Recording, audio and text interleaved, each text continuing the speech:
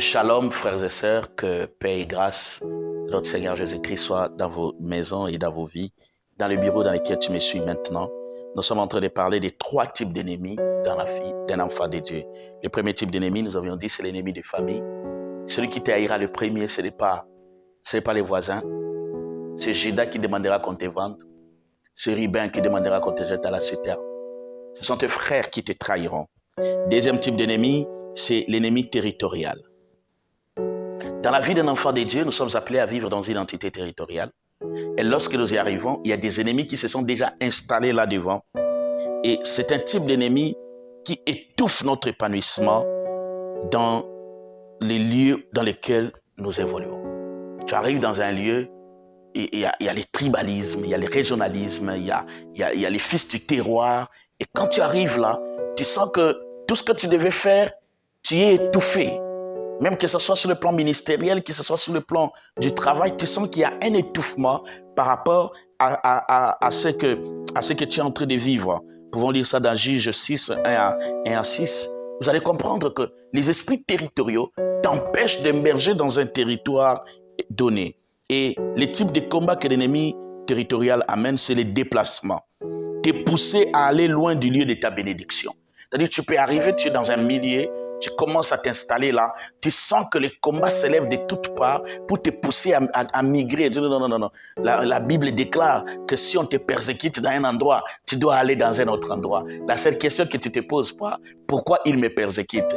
Ils te persécutent parce qu'ils savent que tu as la gloire de Dieu. Ils te persécutent parce qu'ils savent que ton devenir est trop grand dans ces lieux-là. Même Isaac était persécuté. On a couvert le puits qu'il avait creusé. Qu'Isaac creusait le puits. Et les Philistins venaient couvrir ça. Mais Isaac n'a pas arrêté de creuser. Un jour, il a crié Rehoboth. Un jour, il a dit Ebenezer. J'aimerais te dire, même si tu sens l'étouffement, même si tu sens les combats, ne tourne jamais dos à ton ennemi. Regarde-les en face parce que tu as le pouvoir de dominer. Deuxième type de combat, l'esprit d'appauvrissement.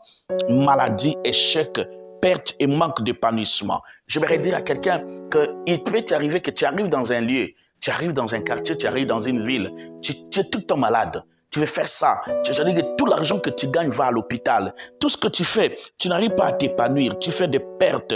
Tu manques. C'est-à-dire l'épanouissement devient un problème pour toi.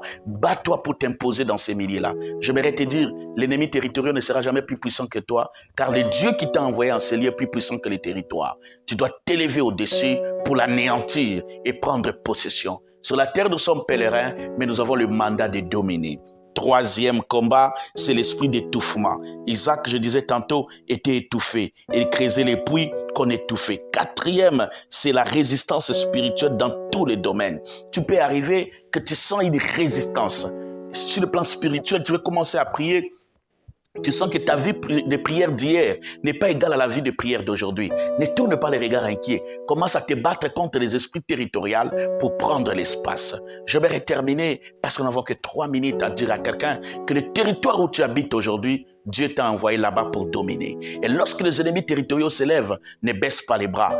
Bats-toi pour conquérir le territoire, pour anéantir le territoire et pour être maître du territoire. Je vais prier pour toi. Éternel mon Dieu, je prie pour mon frère, pour ma soeur, là où il est en train de me suivre. Donne-lui la puissance de la domination, la force de dominer sur les territoires dans lesquels tu l'as envoyé. Tu l'as envoyé là comme Abraham. Il achètera la caverne de Macpéla. Il aura un territoire sur le térabinthe. Il va vivre la gloire. Au nom de Jésus, je prie. Amen. Soyez bénis. La suite au prochain numéro.